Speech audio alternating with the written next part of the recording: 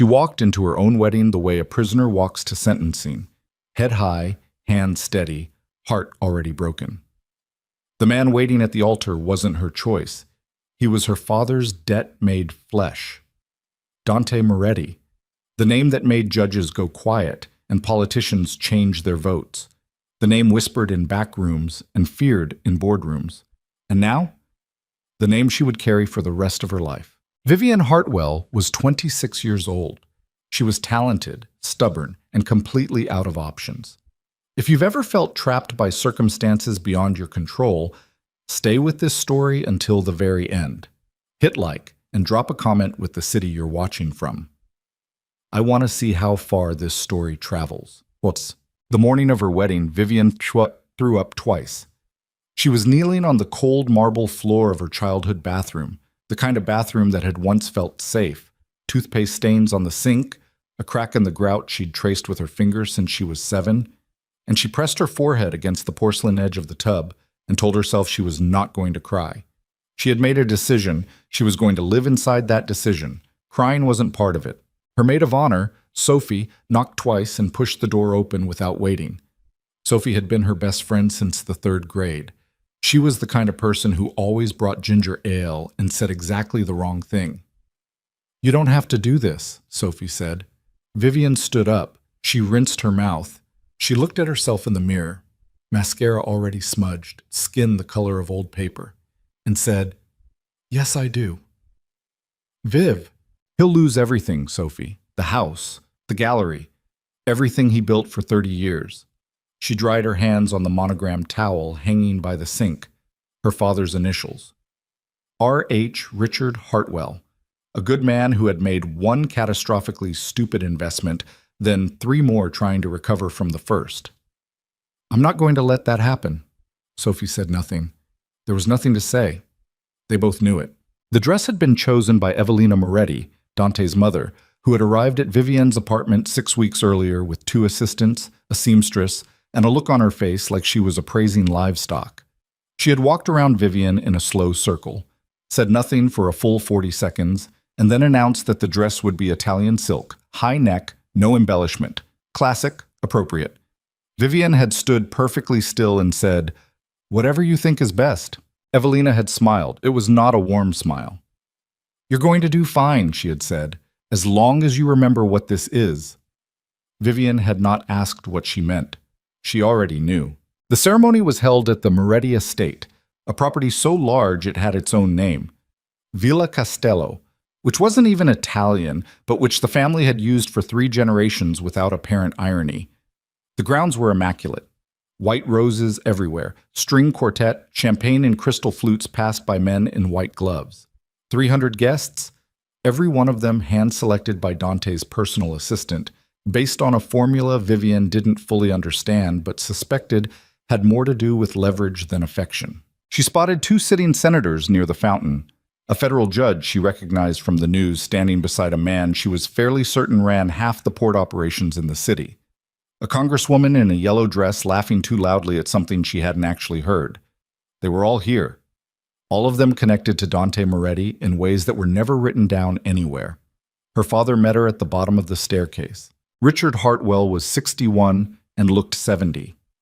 The financial collapse had done that to him, stripped the color from his hair, the certainty from his posture, the particular light that used to live behind his eyes when he talked about his work. He was still handsome in the angular, weathered way of men who had once been very confident. But the confidence was gone. What remained was something closer to shame, and Vivian hated that almost as much as she hated what she was about to do. "Viv." His voice came out rough. "Don't," she said quietly. "If you apologize right now, I will fall apart, and I cannot do that." He closed his mouth. He offered her his arm.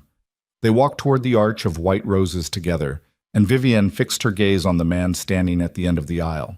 Dante Moretti was 41 years old and looked like what he was, a man who had spent 2 decades making other men afraid of him. He was tall, broad-shouldered, with the kind of face that photographers loved and lawyers feared, dark eyes that gave nothing away, a jaw that looked like it had been cut from something harder than bone. He wore his suit the way other men wore armor, and he stood absolutely still as she walked toward him, watching her with an expression that she could not read at all. He was not smiling. She was. Hers was a performance. She couldn't tell about his. The ceremony itself took 22 minutes. She knew because she counted.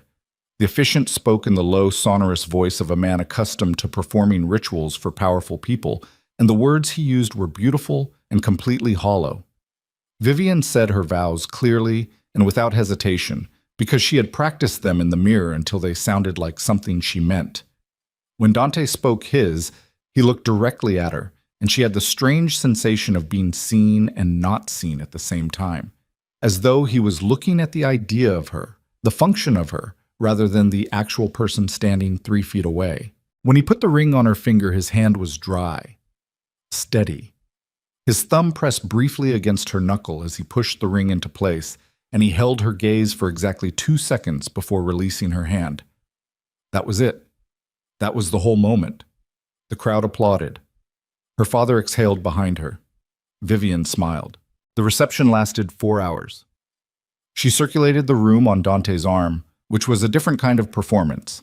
The newlywed performance, the gracious hostess performance, the I am exactly where I want to be performance. Dante was good at it. Better than she was, actually. He smiled when it was required, laughed at the right moments, touched the small of her back with a light, possessive pressure that read to everyone watching as affection. She felt it as what it was, positioning. They were photographed approximately 40 times. She drank 2 glasses of champagne and switched to water. Evelina appeared beside her twice during the evening, each time with a specific adjustment. When Senator Hargrove speaks to you, listen more than you talk. And later, quieter. Stand closer to him in the photographs. You look stiff. Vivian made the adjustments. At midnight, the car arrived. The drive to the penthouse where they would be staying for their so-called honeymoon took 18 minutes. They sat in the back of the car and did not speak. The city moved past the tinted windows in streaks of yellow and white. Vivian watched it and tried to feel something uncomplicated, but everything inside her was complicated now, tangled up and pressing against her ribs. The penthouse was extraordinary. Of course it was. 63rd floor. Views of the entire skyline. A bedroom the size of her old apartment, with a bed that had been strewn with rose petals by someone paid to create the illusion of romance. She stood in the doorway and looked at it for a long moment. Dante walked past her to the bar cart by the window and poured himself 2 fingers of whiskey without offering her any. "You can change out of the dress," he said. "I had your things sent ahead." She turned to look at him. He was standing at the window, glass in hand, looking out at the city the way she imagined he looked at everything, like he was calculating its worth. "Thank you," she said. He turned then. He studied her face for a moment, and something shifted in his expression, not softening exactly, but a kind of recalibration. "Sit down," he said. "There are things we need to discuss." She sat on the edge of the chair nearest the window, still in the dress. The rose petals on the bed caught the light behind her. Dante set down his glass. He did not sit. He stood in front of her in the way that men who are accustomed to controlling rooms stand, not aggressive, not threatening, just utterly certain of the space he occupied. "This marriage," he said, "is a structure, a legal and social structure that benefits both parties and several interested parties beyond us." She waited. "Your father's debt is cleared, his assets are protected, his name is preserved. That is your side of the arrangement." He paused. "My side is the optics this marriage provides. Domestic stability for political allies, a certain image for the federal inquiries currently in progress, and a buffer against the Caruso family, who have been looking for leverage points in my operation for 18 months. Vivian said, "I understood that." "Good." He picked up his glass again. "Then understand this also. I have no interest in pretending this is something it isn't. Not in private. You will be treated with respect. You will have every material comfort you want. You will attend the functions you are required to attend and conduct yourself appropriately. In exchange, I ask only that you don't embarrass me and that you don't involve yourself in matters that don't concern you." The room felt very large suddenly, or she felt very small. She wasn't sure which. "And the marriage itself?" she asked. "The actual is whatever you require it to be," he said. There was no heat in it. I won't force anything. That's not who I am. He said it as though that particular fact should be reassuring, and she supposed it should have been. It wasn't. So I'm a prop, she said. He looked at her for a long moment. You're a partner in a practical arrangement. The word prop implies I don't care what happens to you. I do. Functionally. Functionally. She repeated the word to herself 3 times while she held his gaze and did not let her face do anything she didn't intend. All right, she said finally. She stood. She walked past him to the bedroom. She found her things, as he had said, 2 suitcases near the closet, packed by someone else. Someone who had folded her clothes with a precision that felt more like surveillance than service. She found her pajamas. She went into the bathroom and changed and washed the makeup off her face and looked at herself in the mirror for a long time. The woman looking back at her was not crying. That was something, at least. She turned off the bathroom light and came back into the bedroom and lay down on the far side of the enormous bed, on top of the rose petals, which crinkled under her weight and smelled too sweet, and she stared at the ceiling and listened to the faint sound of Dante moving around on the other side of the suite. She thought about her studio apartment, the one she'd had before all of this, the one with the bad radiator, and the 3 canvases always drying at once, and the neighbor who played jazz at 2 in the morning. She had been broke in that apartment. She had sometimes eaten cereal for dinner 3 nights running and told herself it was fine, but she had been herself there, completely, inconveniently herself. She closed her eyes. She didn't sleep for a very long time. The weeks that followed moved with the particular strange rhythm of a life being rebuilt according to someone else's blueprint. Vivian was installed in the Moretti mansion on the north side of the city, a property that had been in the family for 2 generations and looked it, all dark wood and high ceilings, and the kind of silence that felt less like peace and more like suppression. She was given a suite of rooms, a personal driver, a monthly allowance that was frankly obscene, and a schedule. The schedule was Evelina's doing. Dante's mother arrived at the mansion every Tuesday and Thursday at 9 in the morning, always dressed as though she were about to chair a board meeting, always carrying the faint scent of expensive perfume and expectation. She was 70 years old and looked 55, which Vivian suspected had something to do with the particular calcium deposits that form in women who have spent decades hardening themselves against inconvenient emotions. Evelina was not cruel, exactly. She was efficient. She sat across from Vivian at the dining room table and outlined with great precision what the wife of Dante Moretti was expected to know, to be, and to avoid. There were the charities to attend, the dinners to host, the particular manner of addressing Dante's associates, respectful without being deferential, warm without being familiar. There was the question of dress, which Evelina had strong opinions about. There was the question of public behavior, which she had even stronger opinions about. You have a habit of looking away when people speak to you, Evelina said one morning, setting down her coffee cup with a precise click. It reads as evasiveness or contempt. Neither is useful. I was listening, Vivian said. I just don't make direct eye contact constantly. Not everyone does. Dante's wife does. They looked at each other. I'll work on it, Vivian said. Evelina nodded. She made a small note in the leather-bound notebook she always carried. Vivian had no idea what she wrote in that notebook and had decided she probably didn't want to know. Dante himself was rarely present. He operated from the downtown offices of Moretti Holdings, the legitimate face of whatever the actual operation was, and he was gone before she woke most mornings and sometimes didn't return until she was already in bed. When they were in the same room together, he was perfectly civil, not cold, not warm, but precisely calibrated to the social context. At the dinners they attended together, he was attentive in all the ways that mattered publicly. He remembered what people had told him at previous events. He asked follow-up questions. He laughed at things that were genuinely funny. He touched her shoulder or her arm with a light, practiced ease. She was a good performer. He was better. She found herself watching him sometimes at these events, trying to find the seam in it. The moment where the performance slipped and something real showed through. She never found it. He was completely sealed. Whatever Dante Moretti actually was, lived somewhere so deep inside the mechanism of him that it might as well not exist. 2 months in, she started painting again.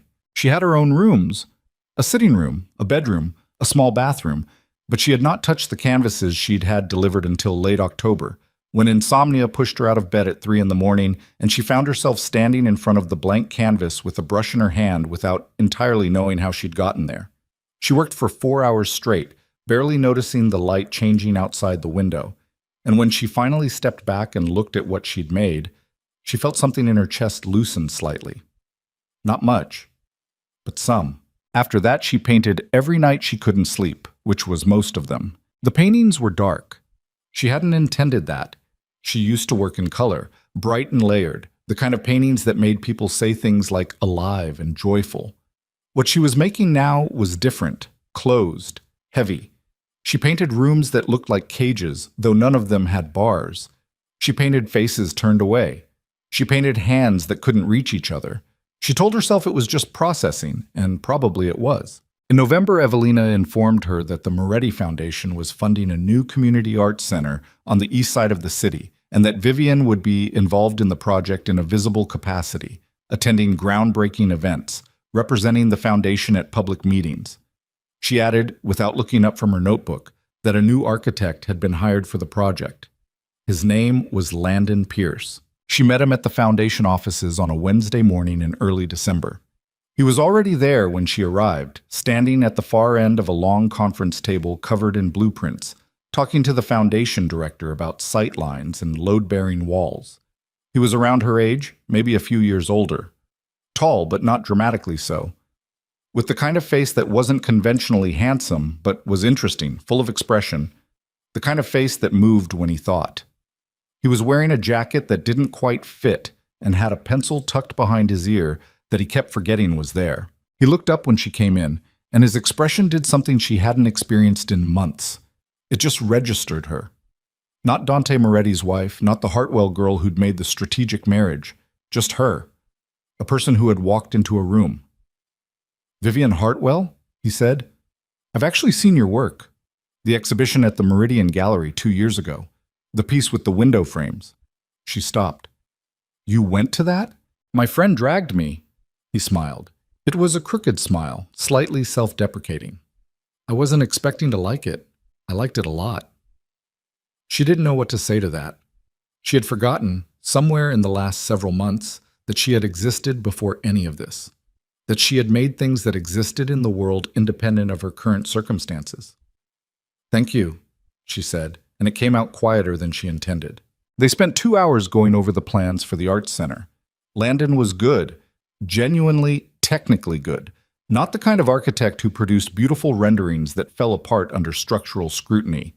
His ideas were practical and elegant at once, and he asked her specific questions about the needs of working artists that suggested he had actually done his research rather than simply assuming. What kind of light? What kind of storage? How studios needed to breathe. She found herself talking more than she had in weeks.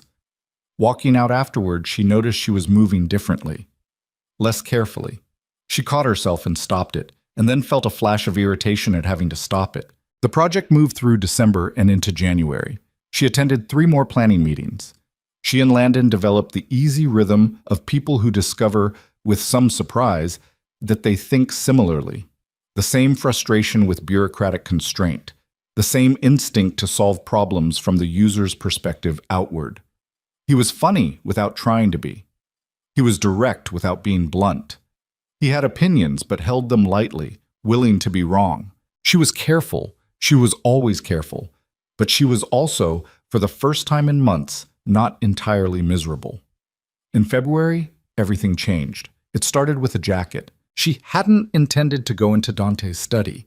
She had been looking for the Foundation's latest quarterly report, which Evelina had mentioned and which Vivienne thought she'd seen somewhere on the shelves in the main hallway.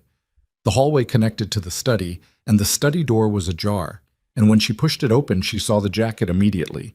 A woman's jacket, a slate gray cashmere blazer hanging over the back of Dante's desk chair as though it had been left in a hurry or left on purpose. She stood in the doorway for a moment. Then she walked to the chair and looked at the jacket without touching it, and she turned it over in her mind with the calm, methodical patience of someone who has been waiting for something like this without knowing they were waiting. It was beautiful and expensive, and not hers. She went back to the hallway and found the quarterly report exactly where she'd originally thought it was. She took it back to her rooms. She sat down. She thought. She was not stupid. She had always known, in the abstract, that the terms of their arrangement had never explicitly excluded the possibility of other people. Dante had told her the marriage was structural. He had said nothing about fidelity. She had not asked because some part of her hadn't wanted the answer spoken out loud in the same breath as the rest of it. It had felt like one humiliation too many in an already humiliating evening. But knowing something abstractly is different from a slate gray cashmere jacket draped over a desk chair. Over the next week, she started paying attention differently. She had always been observant. It was an occupational habit, the artist's instinct to look. But she had deliberately kept herself from looking too hard at the parts of Dante's life that operated outside her peripheral vision. She had been practicing a kind of willed unknowing. It had been a survival strategy. She stopped practicing it now. She noticed that Dante was unreachable on Thursday evenings, between approximately 8 and midnight. She noticed that when she called him during those hours, his assistant, never Dante himself, answered and cited a standing business meeting. She noticed that his assistant, a young man named Marcus, who was impeccably professional and clearly loyal beyond the point of ethics, had twice this month received deliveries at the house that he intercepted before they reached any other staff member. She started running the name Celeste Monroe. It took her less than an hour to find her. Celeste Monroe was 34, the kind of beautiful that photographed well from every angle, a socialite who appeared at the kind of events Vivian now regularly attended, but whom Vivian had somehow never been directly introduced to. Looking back, she realized she had been kept at a careful distance. She had been positioned on the other side of the room. She found 3 photographs online, charity galas, industry events, and in each one, Dante was visible somewhere in the background, not with Celeste, never with Celeste, but in the same frame, present. She stared at those photographs for a long time. Something inside her had cracked in November, the night of the wedding, and she had carefully mortared over it and walled it up and told herself it was fine, told herself this was the deal, and the deal was keeping her father safe, and that was what mattered. That internal structure had been holding. It had been ugly and painful and a little suffocating, but it had been holding.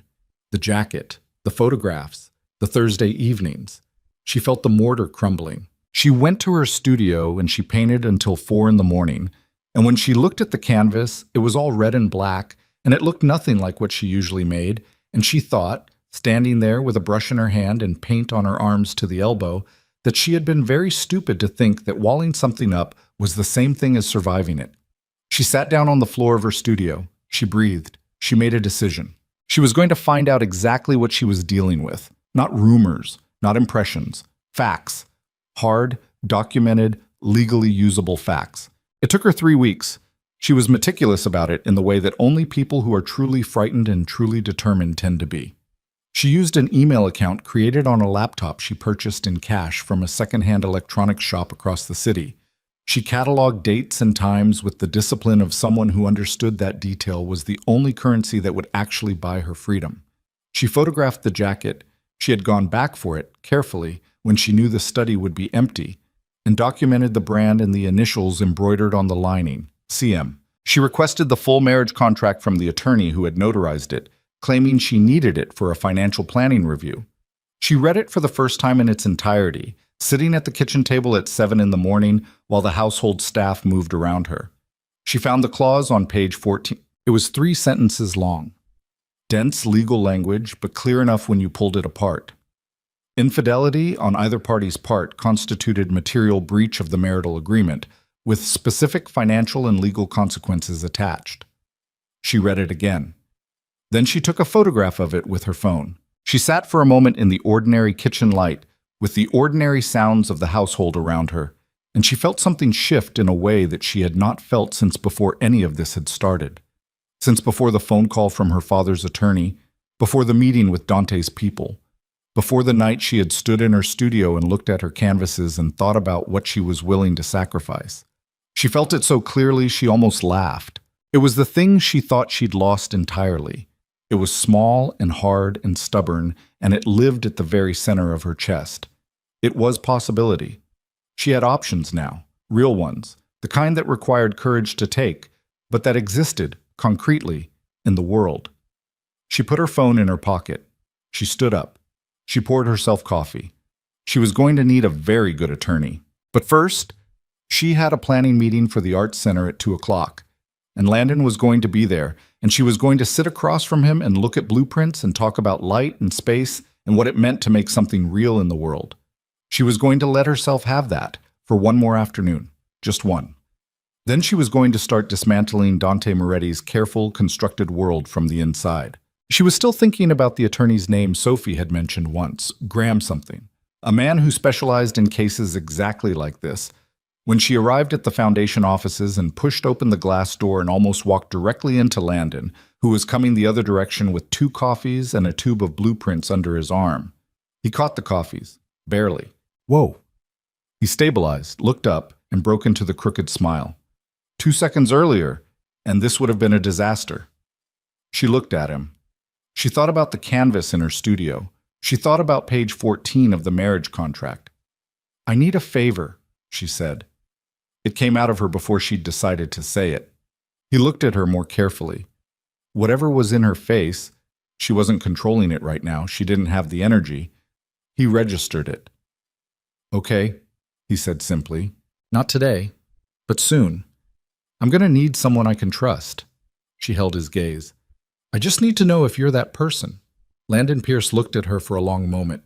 He was not a stupid man, and he was not pretending to not understand the weight of what she was saying. "Yes," he said. She nodded once. They went into the meeting.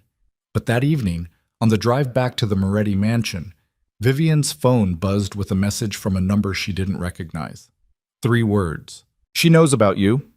Vivian stared at the screen. The city slid past outside. She closed the message. She looked at her own reflection in the tinted glass of the car window. Composed, careful, entirely still. The unknown number sent a second message 30 seconds later. A photograph this time. It was Vivian and Landon standing outside the Foundation building earlier that afternoon, coffee in hand, her face turned up to his with that moment of unguarded honesty all over it. Someone had been watching. Someone had been watching for a while. She didn't sleep. She lay in the dark of her suite with the phone face down on the nightstand and her eyes fixed on the ceiling, and she ran through it methodically, the way she'd learned to run through problems since all of this began. Not emotionally, not yet, but architecturally. Who had taken the photograph? Who had sent it? What they wanted her to understand by sending it. The angle had been from across the street, elevated slightly. A second-floor window or a car with a good lens. She hadn't noticed anyone. She was usually careful about noticing, but she'd been distracted. Landon's coffee, her own voice coming out of her before she'd authorized it, the particular relief of saying something honest out loud to another human being for the first time in months.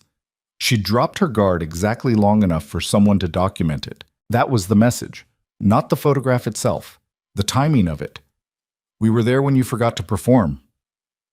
She turned the phone over at 2 in the morning and deleted both messages. Then she sat up and thought about that decision for a while. Deleting them meant no record. Keeping them meant evidence of surveillance she didn't yet understand. She didn't know enough to know which choice was smarter. She hated not knowing enough. She got up. She didn't paint. She sat in the chair by the window and watched the city below.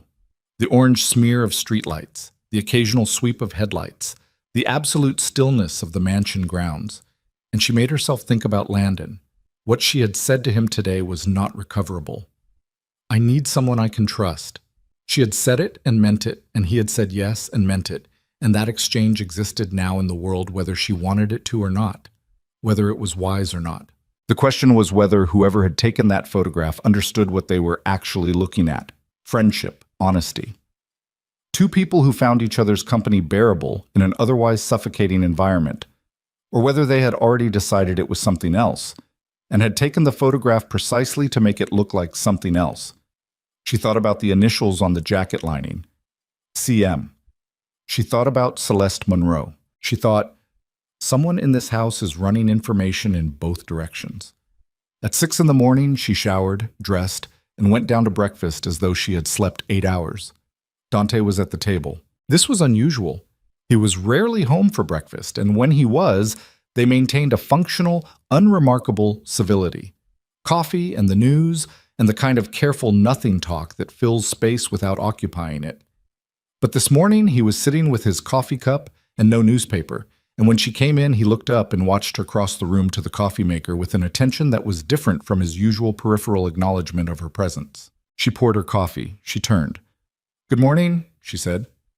"Sit down," he said. Not unkind, not aggressive, just directive. The voice of a man who was accustomed to things happening when he said them. She sat. He looked at her for a moment. He had a particular quality when he was processing something, a stillness that most people probably read as calm, but that she had come to understand was more like compression, something being held under pressure. "You've been busy," he said. "I have a lot of foundation commitments this month." "I'm not talking about the foundation." She held his gaze. Her coffee cup was warm between her palms. "Then what are you talking about?" she said. He leaned back slightly. He looked at her with the expression of a man recalculating. "I'm talking about the fact that you've been to that second-hand electronics store on Mercer Street twice in the last 3 weeks. I'm talking about the attorney's office on 5th that you walked past 4 times before you apparently changed your mind and kept walking." He paused. "I'm talking about the fact that you asked the contracts office for a copy of our marriage agreement." The room was very quiet. She kept her face still. She was good at it by now. "The financial planning review," she said. "I told Marcus, Marcus told me." A pause. "Vivian," the way he said her name, not soft, not hard, waited. "I'm not an idiot," she said quietly. "I know you're not. That's not what I said. You're having me followed." He didn't confirm it and didn't deny it, and somehow that was worse than either. He just looked at her with those dark, compressed eyes and said, "I have security protocols. They apply to everyone in this household. That's not personal.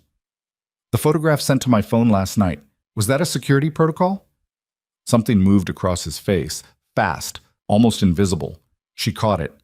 "What photograph?" he said.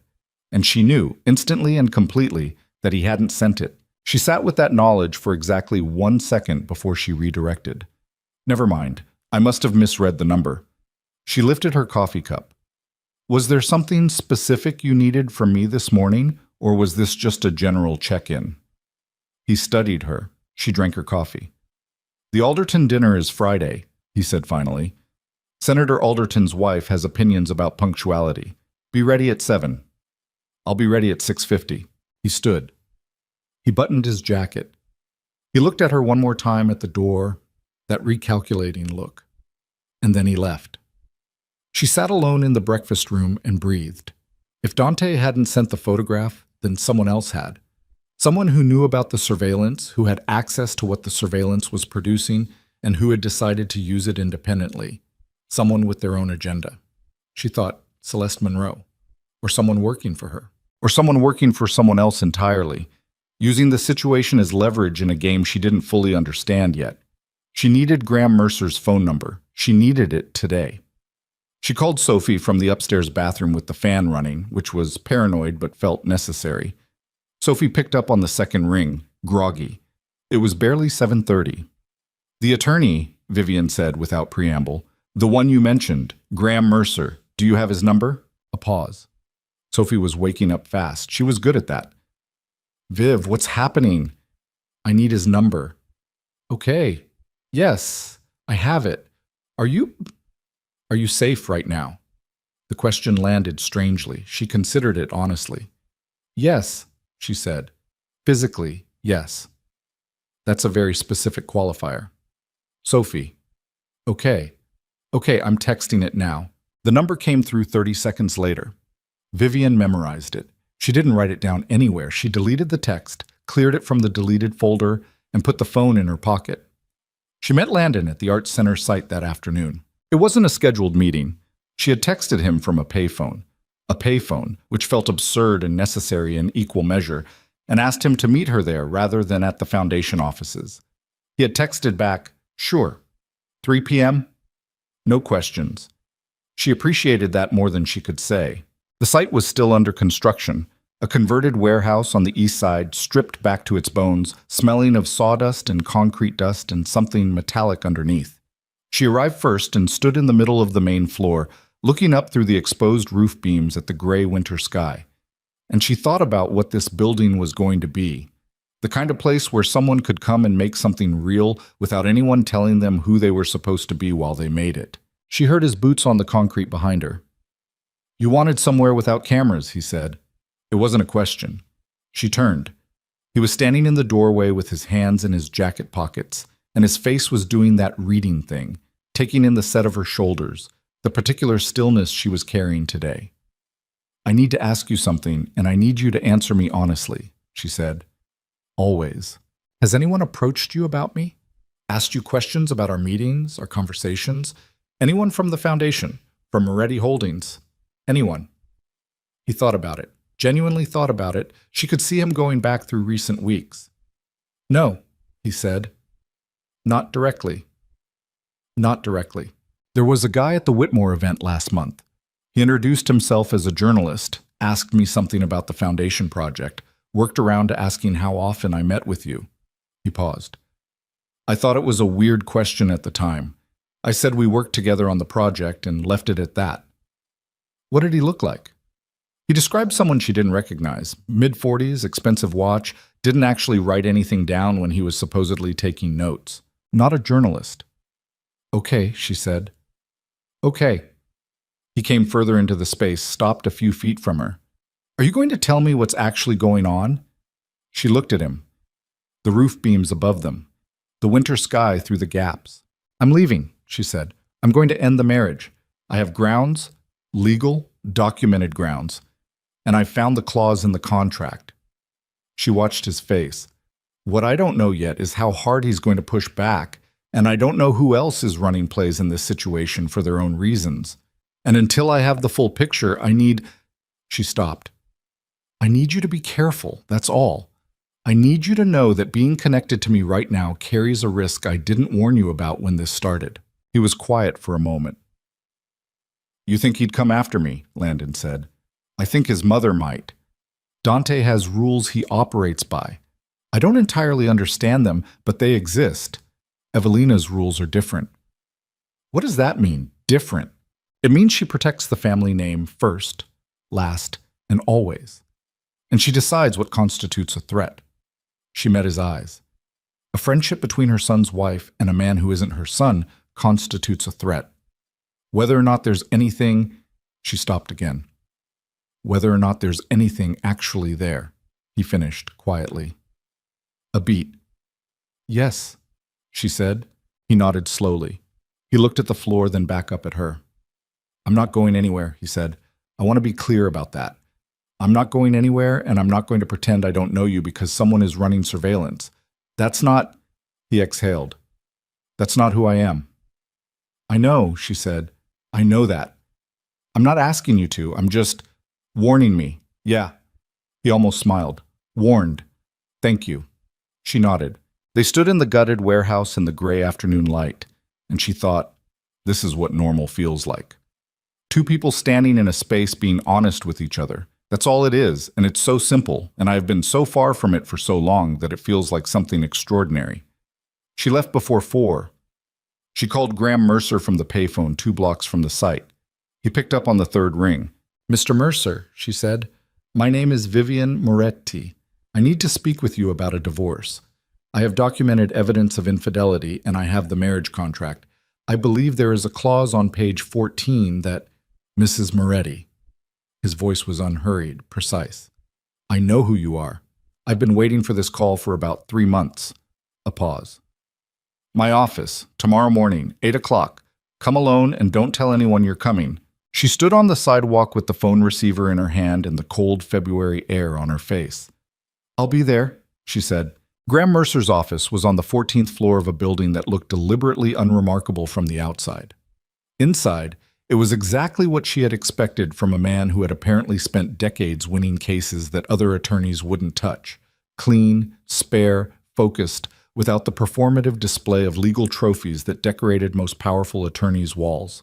He had one painting, abstract, and a single shelf of books that looked actually read. He was in his mid-50s, silver-haired, with the patient, weighted attention of someone who had learned long ago that listening was a more powerful tool than talking.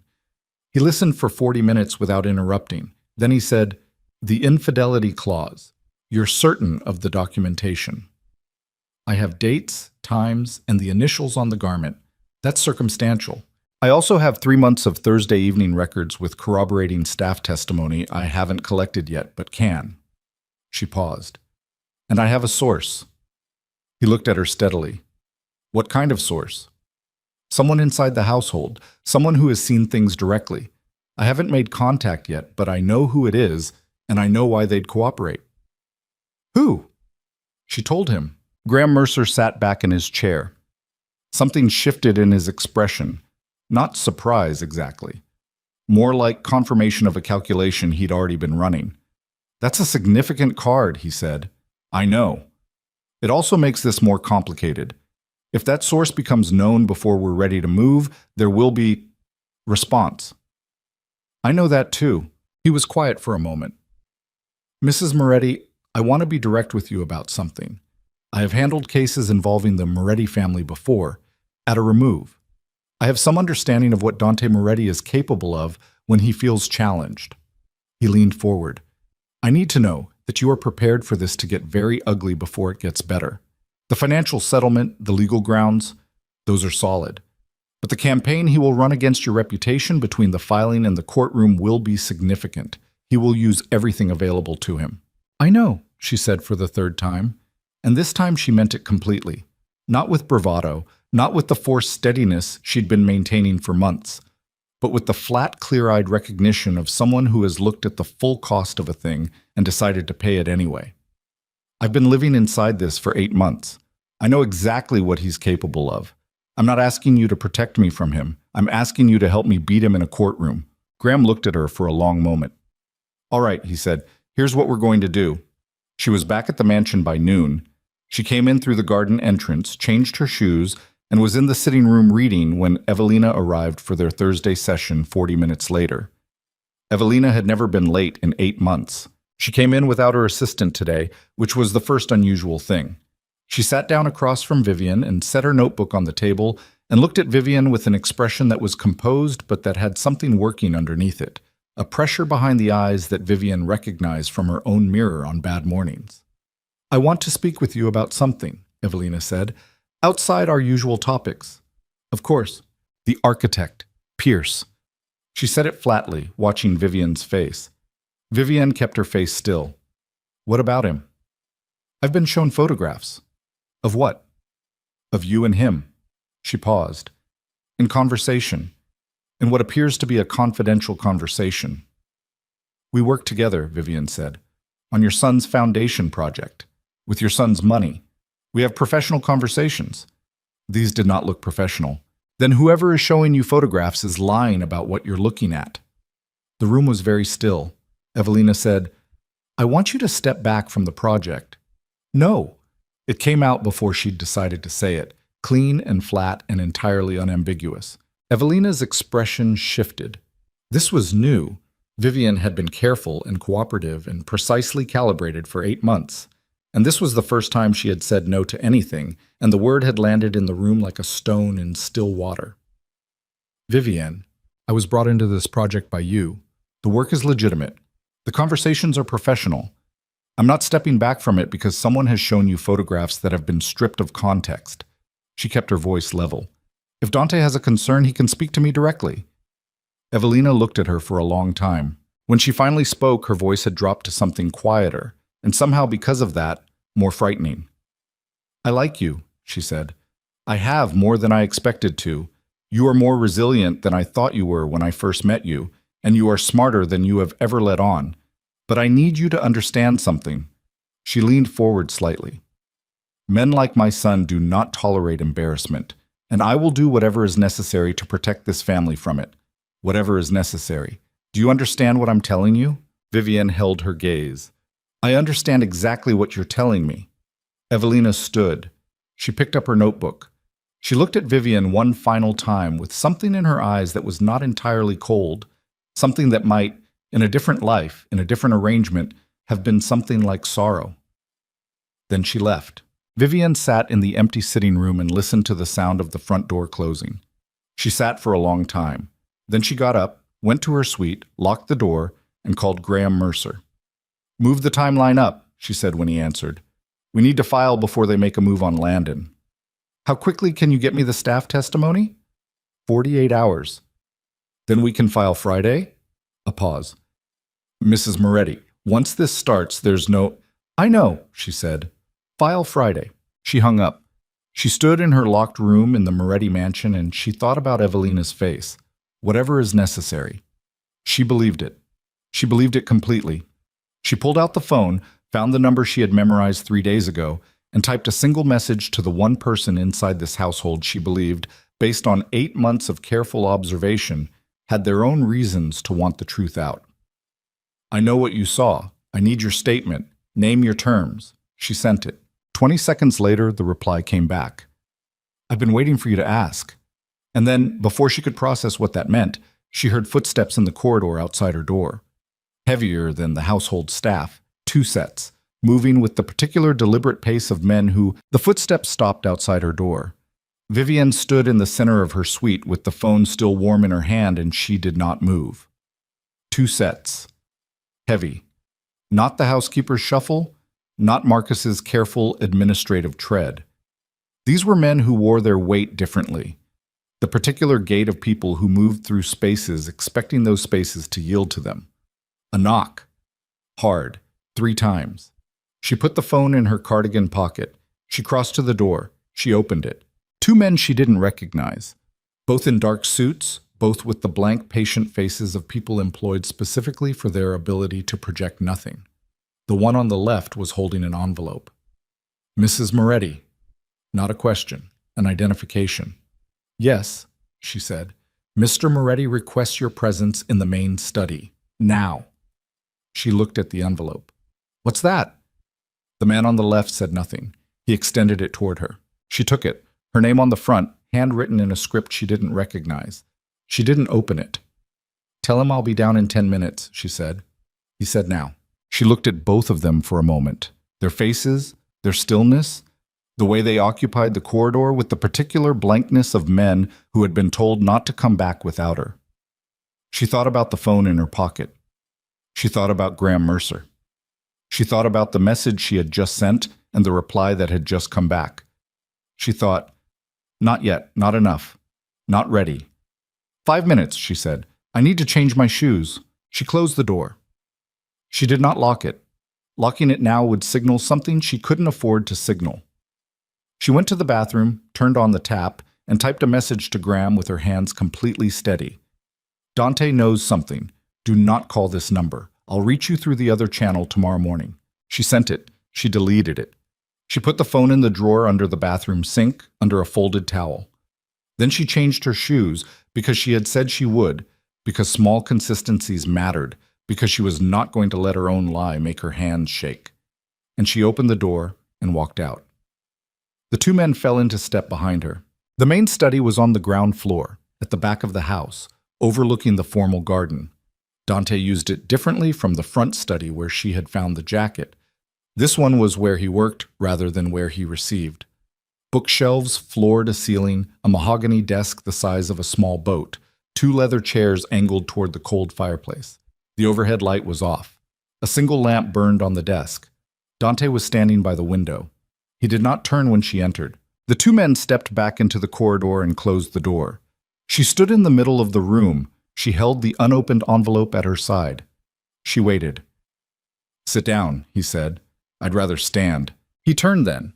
He looked at her with an expression she had not seen on him before. Or rather, she had seen its components separately, but not assembled like this. It was calculation and anger and something that might have been, underneath everything, a species of respect. The way you look at an opponent who has made a better move than you expected. You hired Graham Mercer, he said. No preamble, no construction around it. She said, I made an inquiry. Don't. His voice was still level, but the level had a different quality now. Compressed, like the moment before a structure fails. Don't manage me. Not in this room. You made an appointment. You sat in his office for 45 minutes. You told him about the contract clause. He paused. You told him you had a source inside my household. She said nothing. Who? He said. She looked at him steadily. I don't know what you think I said in a private attorney consultation, but Vivienne. The word hit the air with a weight that stopped her completely. He crossed the room in 4 steps and stopped 6 feet from her, and she realized in that moment how rarely she had been in a room alone with him without the social scaffolding of dinner parties and foundation events, and the performative marriage they maintained in public. This was different. There was nothing to perform for. Graham Mercer is not your attorney. He has never been your attorney. The moment he took your call, he called me. The room tilted, not physically, but something in her internal architecture. The careful, load-bearing structure she had been building for months shifted on its foundation in a way she felt in her back teeth. He called you, she said. We have an arrangement that predates your marriage by 11 years. He handles certain legal concerns for the foundation. He has a standing obligation to notify me of any contact from members of this household. Dante's expression didn't change. He thought you already knew. He assumed I had sent you to him as some kind of test. A pause. He was surprised when I told him I hadn't. She was quiet for exactly as long as she could afford to be quiet. She was thinking very fast. Graham had been a trap. Not a deliberate one, or maybe deliberate, she couldn't know yet, but a trap regardless. 11 years. A standing arrangement. Everything she had told him in that office. Everything. The source she had mentioned. The timeline, Friday's filing. So you know everything I told him, she said. Yes. And the source. I have a list of people it could be. I'll find them. He said it without particular emotion. Not a threat, just a statement of operational fact. What I want to know from you is why. She almost laughed, the nerve of the question. Why? She repeated. I have kept my end of the arrangement. Your father's debts are cleared, his assets are protected. You have been treated with... Don't. Now it was her voice cutting through the air. Do not tell me I've been treated with respect. Don't.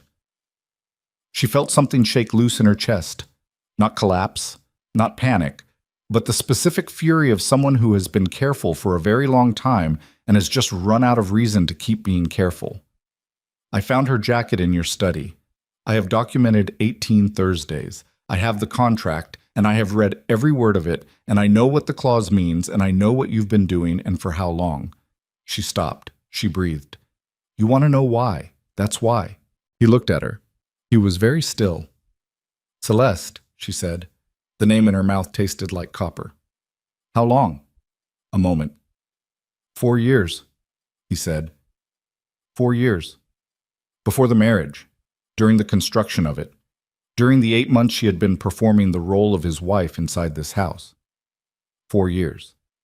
She nodded once. The motion was very controlled. Open the envelope, Dante said. She had forgotten she was still holding it. She looked down at it. She looked up at him. Open it, he said again. She slid her finger under the flap. Inside was a single sheet of paper, dense with text, legal in structure. She read the first paragraph. Then she read it again.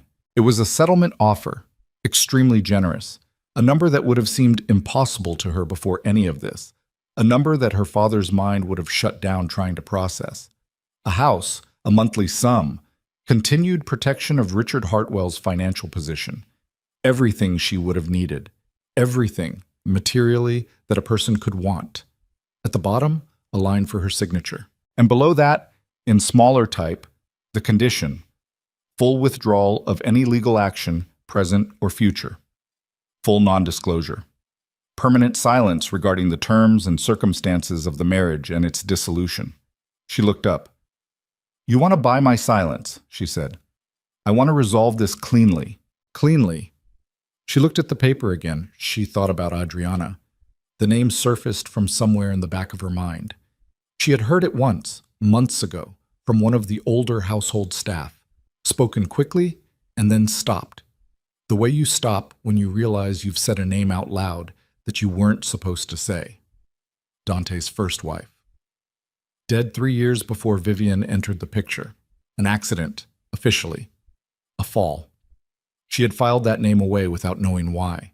She knew why now. Adriana Moretti, she said. The silence that followed was the most informative silence she had ever experienced. It lasted perhaps 3 seconds, and it told her everything she needed to know that she hadn't known before she walked into this room. Dante's face did not change, but something behind his eyes did. A very brief, very complete closing, like a shutter snapping shut over something that could not afford to be seen. "That has nothing to do with this," he said.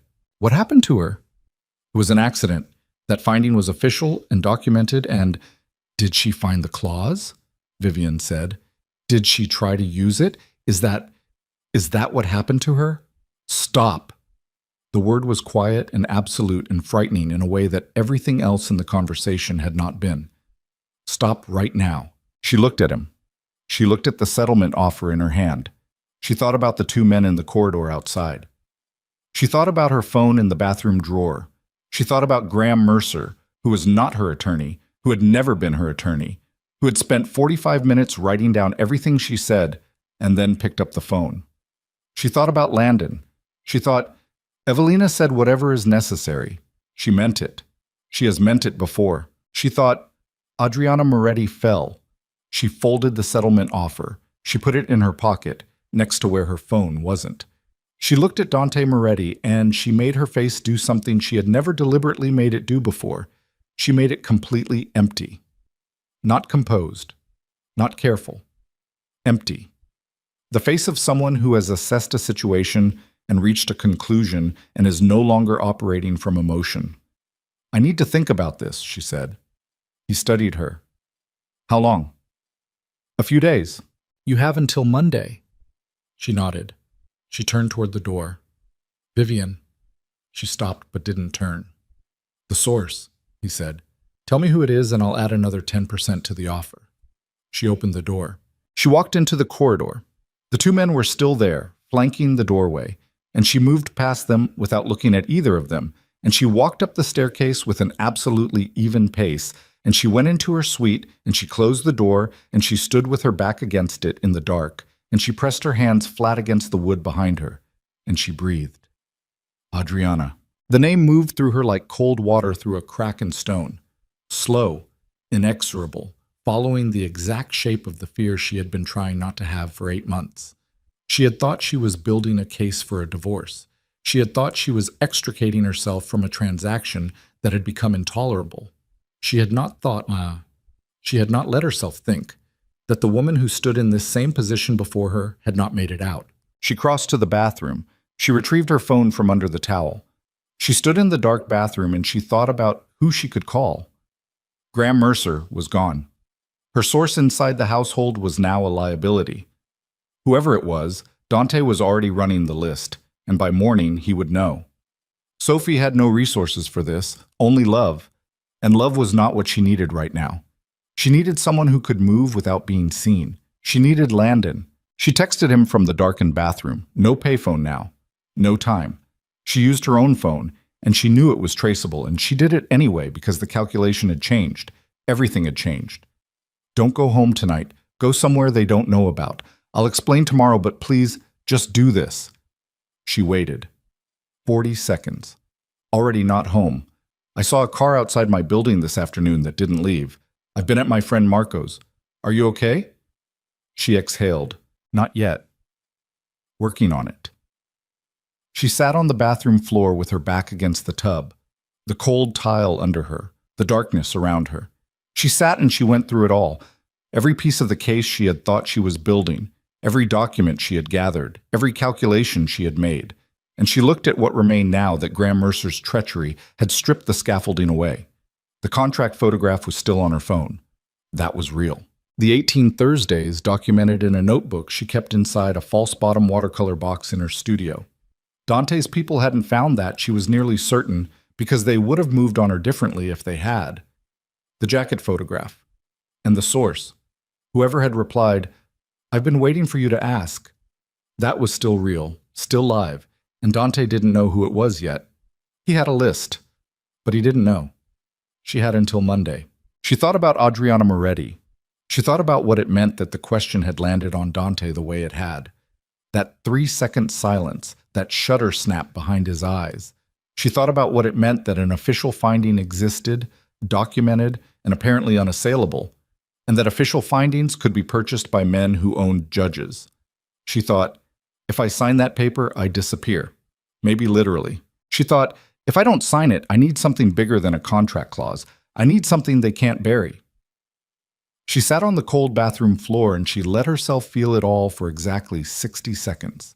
The fear, the fury, the particular vertigo of realizing the ground you thought was solid was never solid, was always someone else's construction, was always going to shift beneath you when they decided it should. She felt all of it. Then she stopped. She stood up. She ran the cold tap and put her wrists under it and looked at her own face in the mirror. Not composed. Not careful. Not the face she had been making for 8 months. Just her actual face, pale and frightened and absolutely awake. She needed to get out of this house. Not eventually. Not after Monday. She needed to leave tonight before Dante found the source, before whatever is necessary meant in its most extreme form came to its logical conclusion. But she couldn't leave without the notebook, and she couldn't leave without making contact with the source first, because the source knew something about Adriana. She was increasingly certain of that, and whatever they knew was the only leverage she had left that hadn't already been handed to Dante Moretti by a man she had trusted. She opened her phone. She pulled up the message thread. I need to meet you tonight. Tell me where. She watched the screen. 1 minute, 2. She counted her own heartbeats because it was something to count. Then the reply came. Not a location. Not a time. Something she hadn't expected at all. 3 sentences that she read twice before their meaning settled fully into her. You need to stop looking for what Dante did. You need to start looking at what I did. I am the reason Adriana is dead, and I have been waiting 3 years for someone brave enough to take this to a courtroom. Vivian stood in the dark bathroom of the Moretti mansion and read those 3 sentences until the words stopped being words and became something else. The specific shape of a story she hadn't known she was inside. Her source wasn't a household employee. Her source was Evelina Moretti. She read the 3 sentences a 4th time. A 5th. The phone screen blurred at the edges, and she blinked, and it sharpened again, and the words were still there, still meaning exactly what they meant, still carrying the specific weight of a confession that had been waiting 3 years to land somewhere it could do damage. I am the reason Adriana is dead. Not Dante. Evelina. Vivian sat down on the edge of the tub. She sat very still, and she let the architecture of everything she thought she understood rearrange itself around this new load-bearing fact. She had built her assumptions on Dante, Dante's cruelty, Dante's reach, Dante's capacity for the worst kind of solution, and Dante was all of those things.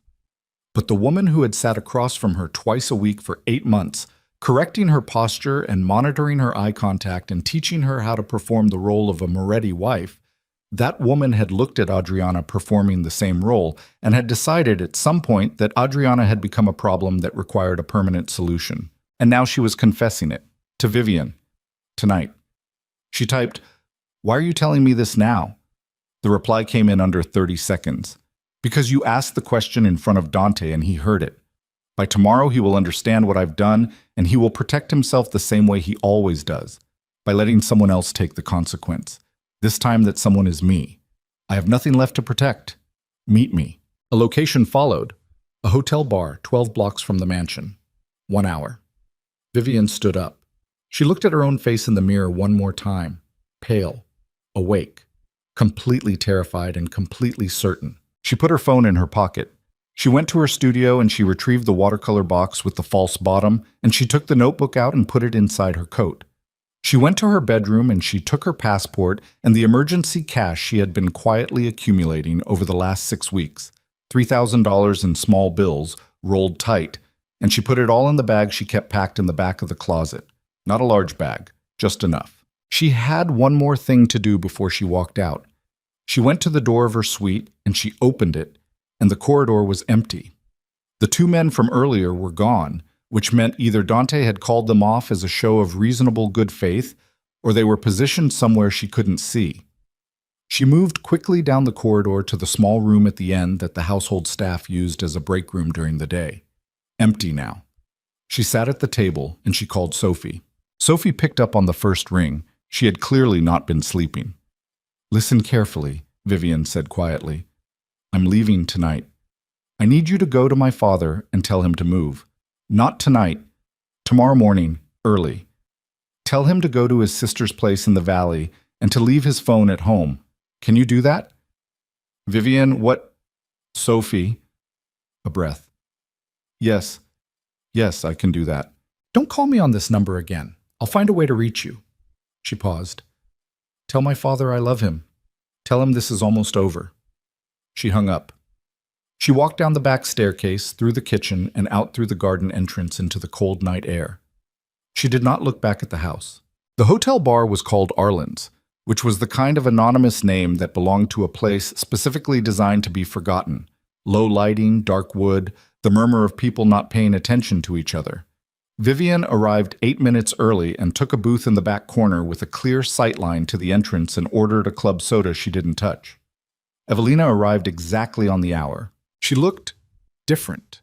Not diminished, not broken, not the way people look when they have confessed something catastrophic, and the weight has lifted. She looked the way a building looks in the moment before controlled demolition, still standing, still structured, but with something fundamental already gone from the inside. She was wearing a coat Vivian recognized, charcoal wool, but she had forgotten her gloves and her hands were bare and slightly red from the cold. And that detail, the forgotten gloves, the uncharacteristic oversight, made Vivian's chest do something complicated. She sat down across from Vivian. They looked at each other. You have a recorder running, Evelina said. Not a question. Vivian reached into her pocket and placed the small digital recorder on the table between them. She had purchased it the same day she bought the laptop, in cash, from the same second-hand shop. She had used it exactly once before, as a test. Yes, she said. Evelina looked at it. She looked at Vivian. She nodded. Then I'll speak clearly, she said. What Evelina Moretti told her over the next 40 minutes was not a confession in the theatrical sense. There were no tears, no dramatic breaks, no performance of remorse. It was a recounting. Careful and sequential, delivered in the same precise, controlled voice Evelina used for everything, as though she were delivering the minutes of a very difficult board meeting. Adriana Reyes had married Dante 7 years ago, a match that Evelina had initially approved and later come to see as a threat to the stability of the family's operations. Not because Adriana was corrupt or violent or even disloyal, but because she was, in Evelina's assessment, too honest. She had discovered things she shouldn't have discovered. Not the affair, Celeste came later, but the actual mechanics of the operation, the parts hidden deepest behind the foundation and the holdings company. And she had made the catastrophic error of trying to leave with documentation. She had told Evelina before she told Dante. She had thought that was the safer choice. She had been wrong. Evelina had not ordered anything directly. She had told a man named Ferretti, who had worked for the family for 22 years, that the situation required management. She had not specified terms. She had told herself, in the days that followed, that she had not specified terms, and she had lived inside that distinction for 3 years. Adriana had fallen down the staircase of the lake house property on a Tuesday evening in November. The fall was severe. She did not survive the night. The finding was accidental. The finding was managed by a county medical examiner who had been doing small favors for the Moretti family for a decade. Ferretti had retired 6 months after Adriana's death. Evelina had never spoken of it to anyone, until tonight. Vivian sat with her hands flat on the table and her face doing nothing, and she listened to all of it. When Evelina finished, the silence stretched for a full 10 seconds. Why? Vivian said. Why are you telling me this? The real reason. Evelina looked at her hands, the cold, reddened, gloveless hands resting on the dark wood table. Because I have watched you for 8 months, she said. I watched Adriana for 2 years. And you are nothing like her, and everything like her. And I have done this before, and I know exactly how it ends, and I cannot... She stopped. First time she had stopped all night. I cannot do it again. You think Dante will move against me? I think when Dante understands the full shape of what I've done, he will need a way to contain it. You are the container. A pause. You asked him about Adriana tonight, in front of witnesses. That makes you a liability that cannot be settled with a generous offer. Vivian thought about the settlement paper folded in her coat pocket. The Monday deadline. You have until tomorrow morning, Evelina said. After that, I cannot predict what shape this takes. Vivian looked at the recorder on the table between them. She looked at Evelina. She thought about 40 minutes of a 70-year-old woman's voice, precise and steady, recounting the mechanics of a death she had made possible and carried alone for 3 years. She thought about what a courtroom would do with that. She thought about what Graham Mercer, the real Graham Mercer, whoever that was, someone on the right side of this, could do with it. She picked up the recorder. She put it in her pocket. "I need one more thing from you," she said. "Name it." "Testimony, not recorded, in person, in front of a judge." She held Evelina's gaze. "When this goes to court." Evelina was quiet for a long moment. "Yes," she said. They left separately. Vivian came out into the cold night air and she stood on the pavement outside Arlen's and she pulled out her phone and she called the number she had found 3 days ago and had not been able to use because Graham Mercer got there first. The number Sophie had texted her that morning, the number she had memorized and deleted. A woman answered. "Not Graham Mercer." "Mercer and Associates. This is... I need to speak to whoever handles cases against Graham Mercer," Vivian said. "My name is Vivian Moretti. I have a recording and a witness and a contract, and I need an attorney who has not been compromised. Tonight." A pause. "Hold the line." She held. A man picked up. Older voice, unhurried. "Mrs. Moretti, my name is Robert Ashby. I've been in this business for 31 years, and I've been watching the Moretti estate matters for about 6 of them. I know who Graham Mercer is, and I know what he does for the family." Another pause. "Tell me what you have." She told him. Standing on the pavement outside Arlen's in the February cold with her bag on her shoulder and the recorder in her pocket, she told Robert Ashby everything in 8 minutes flat, cleanly and sequentially, and when she finished there was a silence on his end that felt different from Dante's silences. Not compression, not calculation, but the particular quiet of a man who has just had a very significant piece of information land in his lap and is treating it with the seriousness it deserves. "The recording is admissible if you were a party to the conversation," he said. "In this state, one-party consent. You were present?" "Yes." "Then it's admissible." A breath. "The infidelity clause gives us the divorce proceedings as a legitimate vehicle. The recording and the witness testimony open a separate criminal avenue that will run parallel. The two together..." He stopped. "Where are you right now?" "Outside a hotel bar on Meridian Street." "Don't go back to the house. Do you have somewhere to go tonight?" She thought of Landon at Marco's. She thought of Sophie. She thought of the $3,000 in her bag. "Yes," she said. "Good. My office. 7 a.m. tomorrow. We filed the divorce papers at 9. Once they're filed and served, you have the legal system's attention, and that changes the calculus for anyone considering a more direct response." He paused. "Mrs. Moretti, I need you to understand that filing these papers will begin a process that Dante Moretti will contest with every resource he has. There will be a period between filing and resolution that is going to be extremely difficult." "I know. Your reputation, your father's..." "I know. File at 9. She hung up. She walked 2 blocks to a cab stand and got into the first cab and gave the driver an intersection 4 blocks from the address Landon had texted her. She sat in the back of the cab and she did not look at her phone. She looked out the window at the city. The orange streetlights, the dark gaps between buildings, the ordinary, indifferent movement of a city that did not know or care what was happening inside one woman in the back of one cab on one February night. She got out 4 blocks from Marco's and walked. The cold was sharp. She kept her head down and her pace even, and she counted blocks the way she used to count things when she was afraid, methodically, anchoring herself to numbers when everything else felt like it was spinning. 1, 2, 3, 4. She knocked on the door. Landon opened it. He took one look at her face and stepped back to let her in without asking anything, which was exactly right. She came inside. The apartment was small and warm and smelled like coffee and old books. A man she assumed was Marco was visible briefly in a doorway before he quietly disappeared. She sat on the couch. She put the bag on the floor. She pressed her palms against her knees and she breathed. Landon sat in the chair across from her. He had a coffee in each hand. He held one out. She took it. "Okay," he said quietly. "Tell me." She told him everything.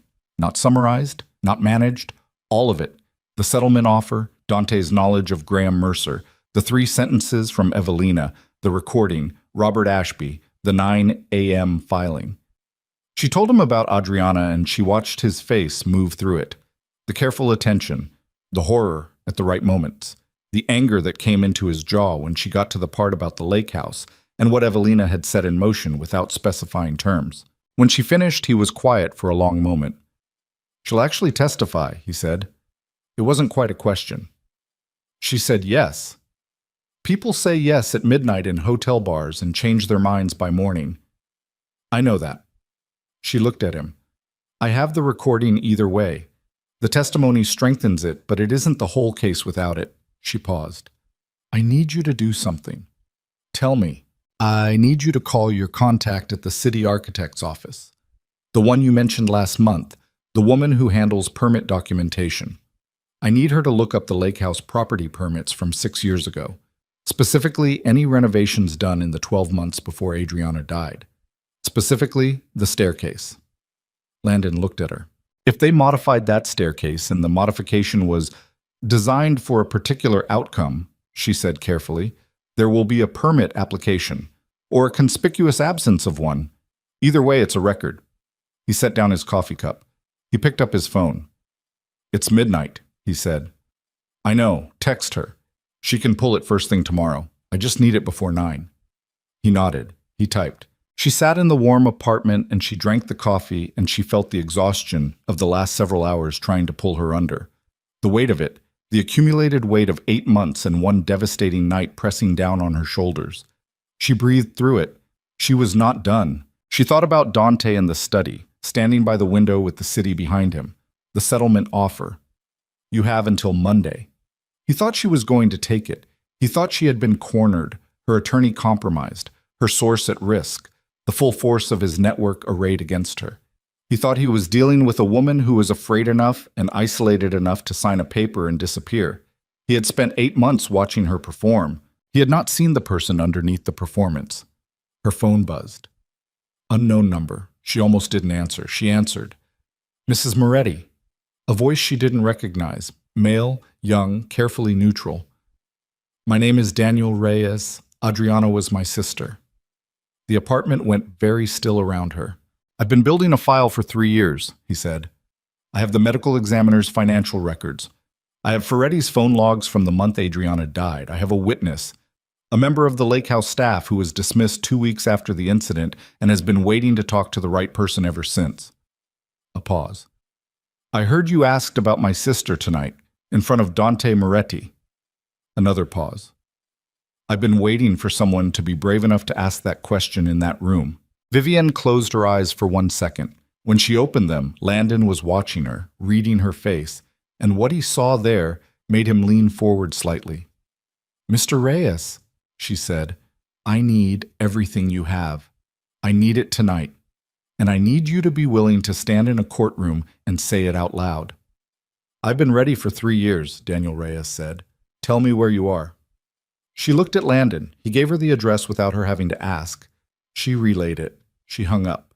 The clock on the wall read 12:47 a.m. In 8 hours and 13 minutes, Robert Ashby would walk into the county clerk's office and file divorce papers on behalf of Vivienne Moretti, citing material breach of contract under the infidelity clause. And by 9:15, those papers would be in the hands of a process server who would deliver them to Dante Moretti's downtown offices. And by 9:30, the most protected man in the city would know that the woman he had underestimated for 8 months had not taken his offer, had not taken his deadline, had not been frightened into silence. But right now it was 12:47 and Daniel Reyes was on his way, and Evelina's voice was on a recorder in Vivienne's pocket, and Landon was across the room looking at her with an expression she didn't have the bandwidth to fully process. And she was sitting in a borrowed apartment with $3,000 in a notebook and a bag packed light enough to run with. She thought, this is what the other side of afraid feels like. Not safe. Not certain, just past the point where fear had any useful information left to offer. Her phone buzzed again. This time, it was a number she recognized. Dante. She stared at the screen. It buzzed 3 times and stopped. Then a text appeared. You have until sunrise. After that, this becomes something neither of us can control. She read it twice. She put the phone face down on the cushion beside her. She looked at Landon. He knows I'm not coming back, she said. Landon said, what does he do now? She thought about Evelina's words. I cannot predict what shape this takes. She thought about the two men in the corridor outside her suite. She thought about Ferretti, who had retired 6 months after a woman fell down a staircase, and what retiring meant in the language of men who managed situations for families like the Morettis. She thought about Sunrise. He calls someone, she said. The knock at Marco's door came 40 minutes later. 2 sharp raps, the pattern she'd told Daniel Reyes to use. And Landon moved to the door, and she stood up from the couch, with her hand in her coat pocket resting on the recorder, and she was ready for Daniel Reyes, Adriana's brother, 3 years of documented evidence. The final piece of the architecture she was building. What she was not ready for was the second person standing behind him in the hallway.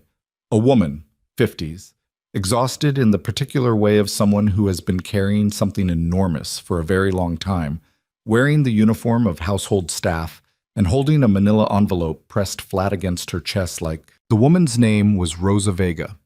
She had worked at the Lake House property for 11 years. She had been dismissed 16 days after Adriana Moretti's death, handed an envelope of cash and a non-disclosure agreement, and a car ride to the bus station by a man she had never seen before and never saw again.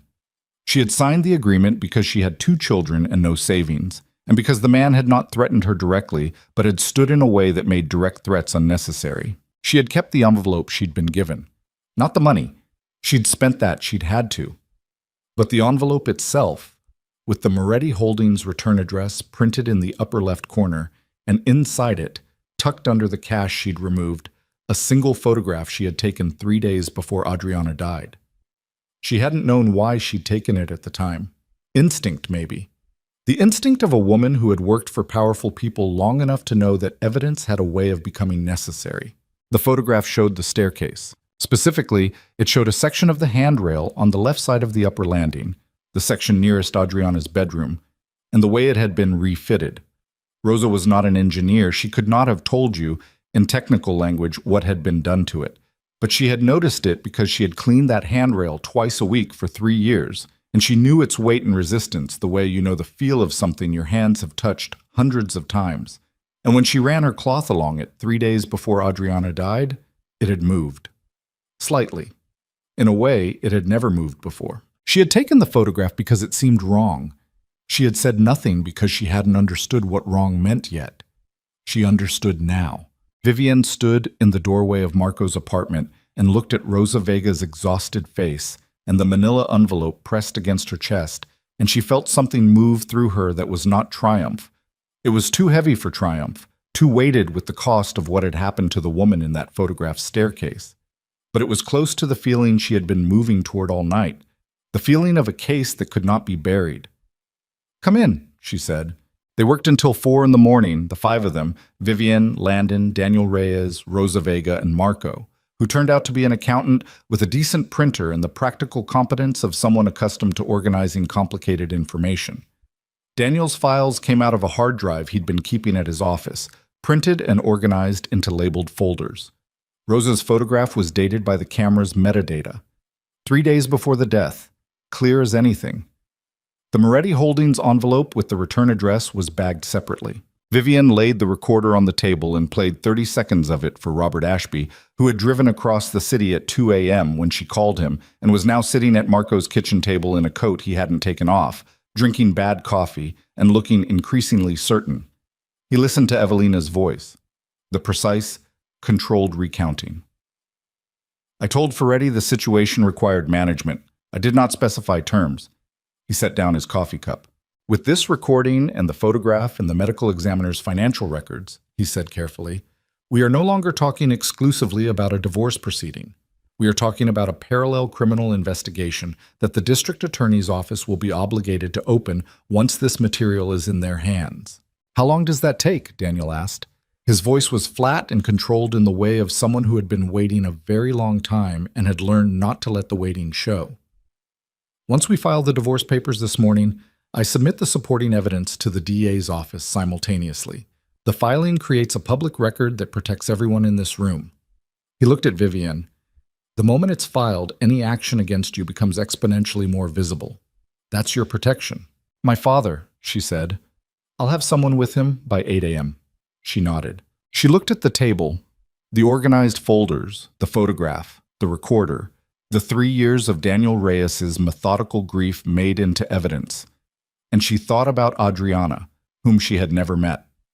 A woman who had found the wrong thing and told the wrong person and died on a staircase in November while the county medical examiner wrote accident in a box, and a man named Ferretti drove to a bus station with an envelope of cash. She thought, I'm going to make this mean something. At 5 a.m., Landon made more coffee and she sat at the table and read through everything one final time, checking for gaps, for anything that could be challenged or dismissed or buried. There were no gaps. The case was not perfect. No case was perfect. But it was dense and corroborated, and it had Evelina Moretti's voice on a recording saying words that could not be walked back. At 6:15, she called Sophie. Your father is at his sister's, Sophie said immediately. I drove him myself at 5. He wanted to call you. I told him you'd call when it was over. Thank you. Viv. Sophie's voice cracked slightly. Is it going to be okay? She thought about that honestly. I think so, she said. I think it's going to be very bad for a while and then it's going to be okay. A breath. Okay, Sophie said. Okay, I'll be here. At 7 a.m., Vivian walked into Robert Ashby's offices with Daniel Reyes and Rosa Vega, and she sat at the conference table and she signed every document placed in front of her, and she did not hesitate at a single one. At 9:03, the papers were filed. At 9:27, her phone rang. She looked at the screen. She answered. Vivian. Dante's voice. Whatever she had expected from it, fury, cold threat, the compressed register she had learned to read as danger, was not there. He sounded, for the first time since she had known him, like a man standing in rubble. You actually filed? Yes. A silence. The district attorney called me 40 minutes ago, he said. I know.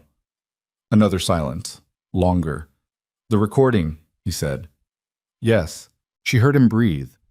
One breath, slow and controlled, the last disciplined thing in a conversation that had nowhere controlled left to go. She told you about Adriana? Yes. Do you understand? He stopped. He started again, and this time the flatness in his voice had something beneath it that she had never heard from him. Something that might have been grief, or might have been the specific horror of a man realizing that the person he thought he knew best had been carrying something monstrous for 3 years without telling him. I didn't know what she did. I need you to understand that I didn't know. Vivian sat at the conference table in Robert Ashby's office with the morning light coming through the blinds, and she held the phone and she thought about whether she believed him. She thought about the 3-second silence in the study when she had said Adriana's name, the shutter snapping closed. I think, she said carefully, that you suspected something. I think you chose not to know for certain because knowing for certain would have required you to do something about it. She paused. I think that's a different thing from ordering it, but I'm not sure it's that much better. He said nothing. I'm not going to protect you, Dante. I want to be honest with you about that because you've been occasionally honest with me.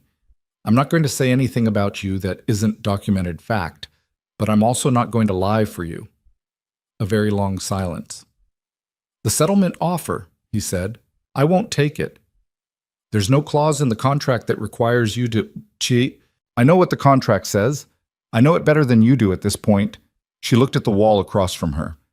I'm not taking the settlement because taking it means signing a non-disclosure. And I'm not signing a non-disclosure because Adriana Reyes deserves to have what happened to her said out loud in a room where it becomes part of the record. She felt her voice steady itself around that sentence like a structure finding its footing. She didn't get to finish what she started. I'm going to finish it for her. She heard Dante breathe again. My mother, he said. Your mother made her choices. She's making a different one now. He hung up. She set the phone on the table. She looked at her own hands, the paint still faintly visible in the crease of her left index finger, never entirely washable, always there if you looked. She had not painted in 3 days. She thought she might paint tonight, wherever she ended up sleeping tonight, if she could find a surface and something to put on it. She thought, still here, still that person. The weeks that followed were exactly what Robert Ashby had said they would be. Very bad. Dante's legal team was formidable. 4 senior litigators and a crisis communications firm that began working the press within 48 hours of the filing. Stories appeared. Unnamed sources described a troubled young woman who had entered a marriage under false pretenses, who had cultivated an inappropriate relationship with a foundation employee, who had made baseless allegations to distract from her own misconduct. One tabloid ran a photograph of her and Landon outside the Arts Center building with a headline that made her stomach turn. Her father called her from his sister's house in the valley, voice shaking, asking what he should say to people, and she told him to say nothing, to let the attorneys handle it, to trust her. He said he did. She wasn't sure he entirely meant it, and she couldn't blame him for that. She and Landon did not see each other publicly during this period, a decision they made together and deliberately. It was the right call strategically, and it was genuinely difficult personally, which told her something about what they were to each other that she filed away carefully to look at when she had time. She stayed in a rented apartment on the west side of the city, a studio on the 4th floor with one large north-facing window, and walls she was allowed to mark up.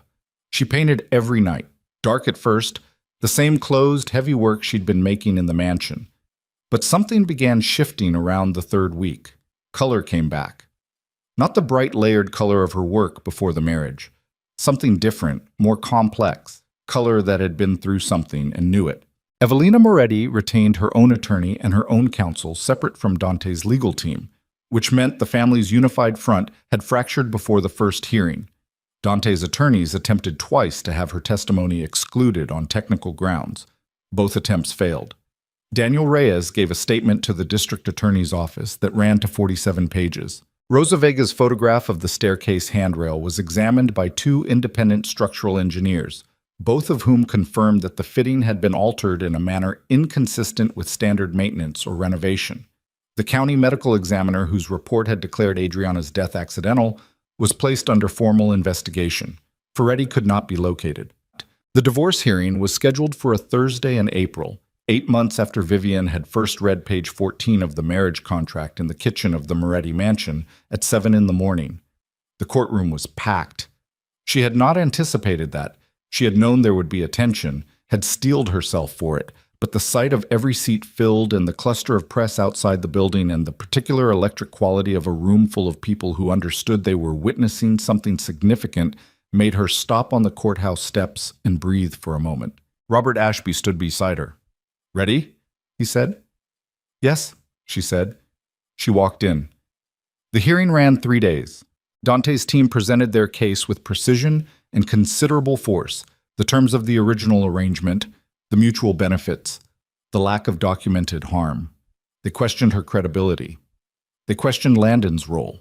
They introduced the photographs of the 2 of them outside the Arts Center building as evidence of conduct unbecoming the marital arrangement, which Vivian's team countered within 20 minutes with the full documented record of 18 Thursday evenings, and the jacket with the CM initials, and a statement from Celeste Monroe's former personal assistant that was more direct and more specific than anything else in the room. On the second day, the infidelity clause was entered into evidence and Dante's team stopped arguing about conduct. On the third day, Evelina Moretti took the stand. She was 70 years old and she sat in the witness chair with her back straight and her hands in her lap, and she looked at no one in particular, not Dante, not Vivian, not the judge. And she spoke for 1 hour and 40 minutes in the same precise, controlled voice she had used in Arlen's hotel bar at midnight in February. She said what she had done. She said why. She did not embellish, and she did not minimize, and she did not, at any point, cry. The courtroom was very quiet for all of it. Vivian sat at the plaintiff's table and watched Dante's face as his mother spoke. She had not intended to watch him. It felt like an intrusion on something, but she found herself unable to look away. He sat with the same compressed stillness he always carried, but it was different now, cracked somewhere underneath, and she watched a man processing the confirmation of a thing he had chosen not to know for 3 years, and she thought, there is no word for what that feels like. There is no clean word for it. When Evelina finished, the judge called a recess. In the corridor, Vivian stood by the window at the end of the hall and looked out at the city below. She heard footsteps and turned, expecting Robert Ashby. It was Dante. He had come alone, which meant he had deliberately separated himself from his legal team, which was either a significant breach of litigation protocol or a deliberate choice that his attorneys would bill him for separately. He stopped 6 feet from her and looked at her, And he was not the man from the study, not the man from the wedding, not the man who had told her the marriage was a structure and handed her a settlement offer with a Monday deadline. He was something else, something smaller and more real. I should have told you, he said, about Celeste, before the marriage. I should have been honest about what the arrangement actually was. She looked at him. Yes, she said, you should have. I didn't think it mattered. I thought you understood. I understood it was a transaction. I didn't understand it was a transaction with a woman I was replacing in a role you had already decided wasn't real. She kept her voice even. I could have handled the truth, Dante. I couldn't handle being managed. He was quiet. My mother, he said again, and this time it wasn't a sentence, just the two words, and she heard in them the full weight of what it meant to sit in a courtroom and listen to your mother explain that she had made possible the death of a woman you had married, and perhaps, in whatever version of himself Dante kept sealed beneath the mechanism, loved. She thought about what she wanted to say. She had rehearsed nothing for this moment because she had not imagined it would happen, had not imagined he would come to her in a corridor and stand 6 feet away looking diminished. She did it to protect you, Vivian said. That doesn't make it less monstrous. But you should know that she did it because she loves you, in whatever form that love takes in a woman like her. She paused. I think that's the most tragic thing about any of this. He looked at her for a long moment. The divorce, he said. I won't contest the settlement any further. Robert will handle the terms. He nodded. He started to turn. Dante. She said it once, and he stopped. She thought about what she actually wanted him to carry out of this room, out of this building, out of this particular moment that would be one of the things both of them measured other moments against for the rest of their lives. Adriana deserved better, she said. Whatever happened between you two, whatever she found out, and whatever it cost you when she tried to leave, she deserved better than what she got. Make sure the record says so. He stood very still for a moment. Yes, he said. He walked back down the corridor. The judge's ruling came at 4:17 on a Thursday afternoon in April, delivered in the measured language of someone accustomed to closing matters that other people had ripped open. The divorce was granted. The infidelity clause was upheld. The settlement was substantial, enough to rebuild several times over, enough to fund the work she intended to do. The criminal investigation into Adriana Reyes Moretti's death was formally opened by the district attorney's office the following Monday. The county medical examiner's original finding was set aside pending review. The structural engineer's report on the lake house staircase was entered into the investigative record. Moretti was located in a coastal town 400 miles south 7 weeks later. Dante Moretti was not charged. The investigation found no evidence that he had known, prior to the courtroom, what his mother had set in motion. His attorneys released a statement. He did not release one himself. What he did, quietly and without press attention, was something Vivian learned about much later from Robert Ashby. He established a private endowment in Adriana's name, funded through Moretti Holdings, directed entirely toward legal advocacy for women in situations that had no adequate word yet. She didn't know what to do with that information when she first received it. She sat with it for a long time. Evelina Moretti was charged with accessory to manslaughter.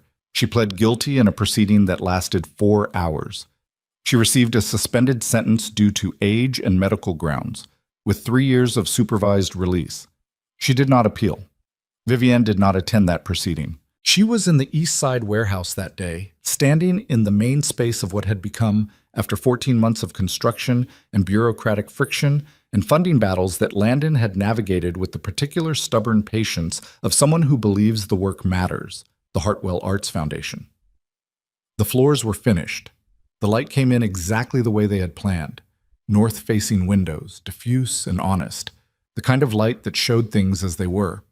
The studio spaces smelled of fresh plaster and possibility. She stood in the middle of the main floor, alone before the opening, and she turned slowly in a full circle, and she looked at it. She thought about the kitchen table at 7 a.m. where she had first read page 14.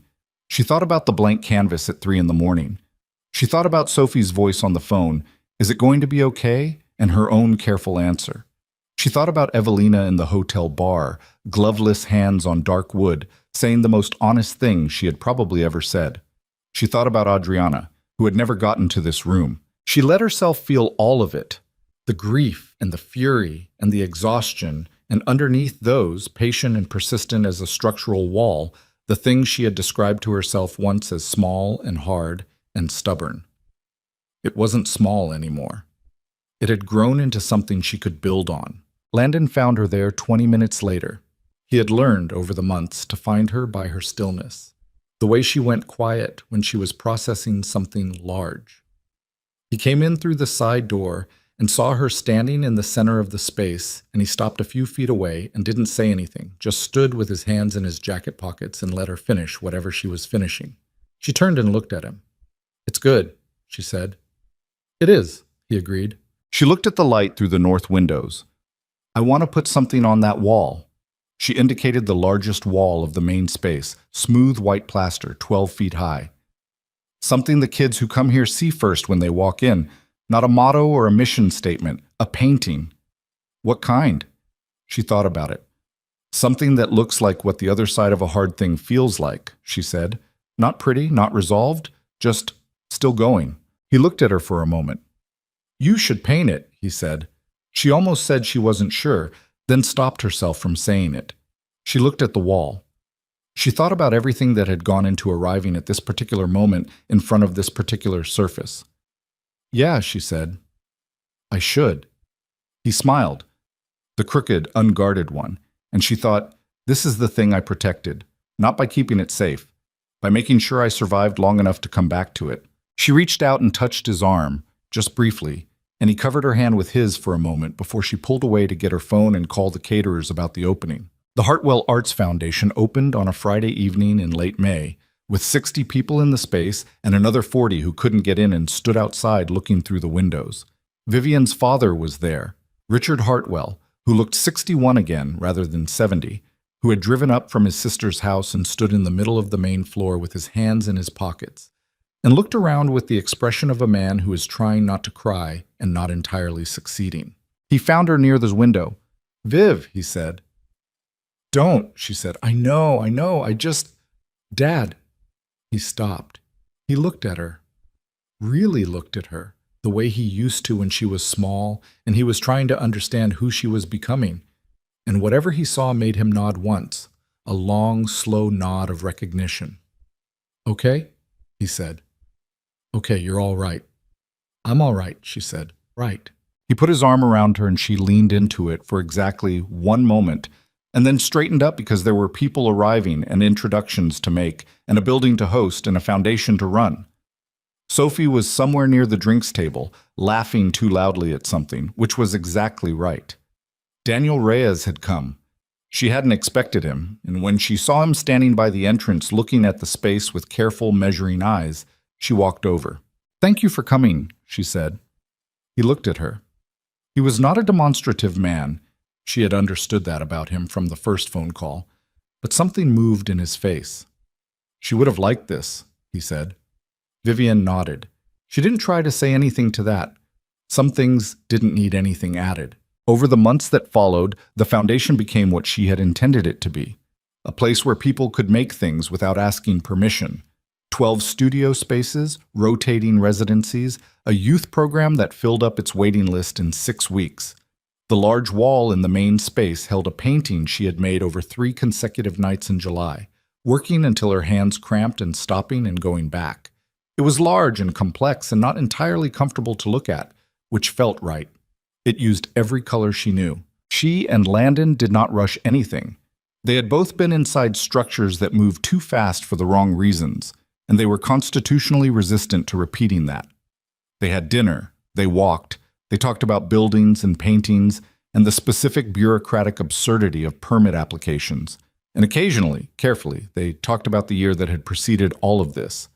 He listened the way he always had, completely, without trying to fix anything, which was exactly what she needed. One evening, late in the following spring, they were sitting on the steps outside the foundation building after a studio event that had run 2 hours over schedule. The street was quiet. The city did the thing it did at that hour. Settled into itself, the daytime noise replaced by something slower and more honest. "What do you want?" he said, not pressuring, just asking. She thought about it. "This," she said, "what I'm doing, the foundation, the work." She looked at the street. You, if you're staying. I'm staying, he said. Then this, she said. He reached over and took her hand, and they sat on the steps in the late spring evening with the foundation building behind them, and the city moving at its own unhurried pace, and she thought about everything it had taken to arrive at a moment this ordinary.